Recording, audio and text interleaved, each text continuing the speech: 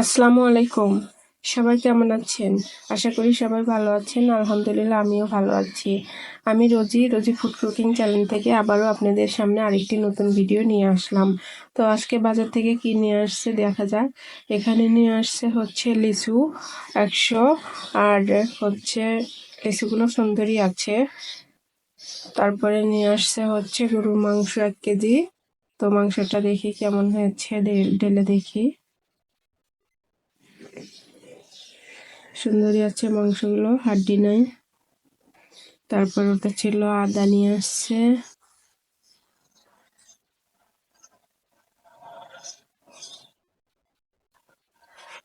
তো কাছে দূরে যে যেখান থেকে ভিডিওটা দেখছেন সম্পূর্ণ ভিডিওটা দেখবেন এবং হচ্ছে আমার পাশেই থাকবেন।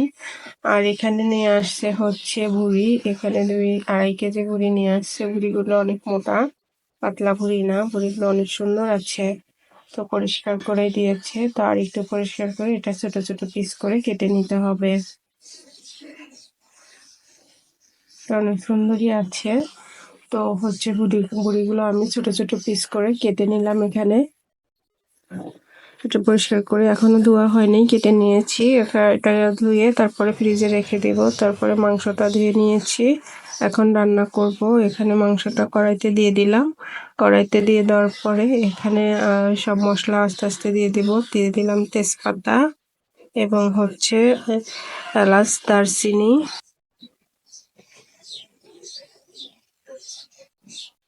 মাংসটা আজকে হচ্ছে কষায় দিলাম না, কারণ মশলাটা এখনো বাটা হয় নাই, মশলাটা পরে বেটে দিব। তারপর লবণ দিয়েছি, ধনে গুঁড়া দিয়েছি পরিমাণ মতো 2 চামচ দিলাম। তারপরে হচ্ছে এখানে হলুদের গুঁড়া দিব। হলুদের গুঁড়াটা হচ্ছে একটু কম দেব, কারণ হলুদগুলো অনেক ইয়া। তারপর দিয়ে দিলাম মরিচের গুঁড়া, মরিচটা হচ্ছে 2 চামচ দিয়ে দিলাম।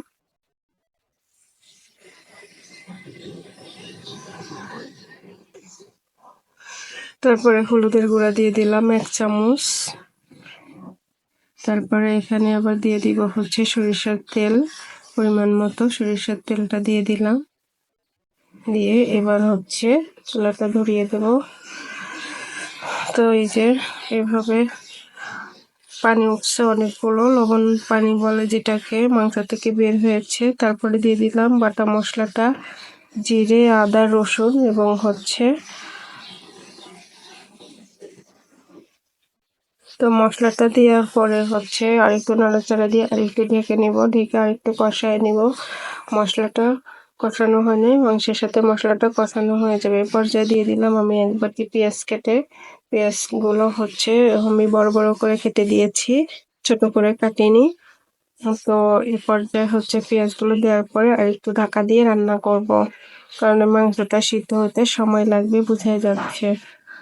তো যারা এখনো আমার চ্যানেলটি সাবস্ক্রাইব করেননি, যারা নতুন আছেন অবশ্যই সাবস্ক্রাইব করবেন। এখানে নিয়েছি আলু, বাঙালির তো আলু ছাড়া মাংস খাওয়া যায় না, তাই আলুটা পরিমাণটা দিতেই হবে। তাই আলুটা দিয়ে দিলাম, এখানে 1 বাটি পরিমাণ আলু দিয়ে দিলাম। আলু বেশি করে দিতে হয়, আলু ছাড়া কোনো কিছু খাওয়া যাবে না। তো মাংসের মধ্যে আলু সম পরিমাণ হয়নি, 1 কেজি মাংস তো 1/2 কেজির মতো আলু দিয়েছি, কারণ হচ্ছে হাজব্যান্ডের অনেক আলু পছন্দ। তো আলু দেওয়ার পর এই যে মাংসটা আমি এভাবে কষিয়ে নিয়েছি। মশলাটাও কষানো হয়েছে, মাংসটাও কষানো হয়ে গেছে। এখন হচ্ছে এখানে দিয়ে দিব আমি ঝোলটা দেওয়ার পরে তারপরে বেশি করে ঝোল দিব। মাংসটা এখনো ভালো করে সিদ্ধ হয়নি, যাতে ভালো করে সিদ্ধ হয়। তো হচ্ছে দেখতেই পারছেন ঝোলটা, আমি পানিটা গরম করে নিয়েছি, ছোট কলসের 1 কলস পানি গরম করে দিয়ে দিলাম। তো গরম পানি না দিলে মাংসটা এমনিতে মনে হচ্ছে সিদ্ধ হতে টাইম নেবে। দেওয়ার পরে তারপরে কিছুক্ষণ নাড়াচাড়া করে এটাকে ঢেকে দিয়ে আরও কিছুক্ষণ রান্না করে নেব। এ পর্যায়ে রান্নাটা কমপ্লিট। তো সবাই ভালো থাকবেন, ভিডিওটা সম্পূর্ণ দেখবেন। দেখতে দেখতে ভিডিও কোনো না কোনো অংশ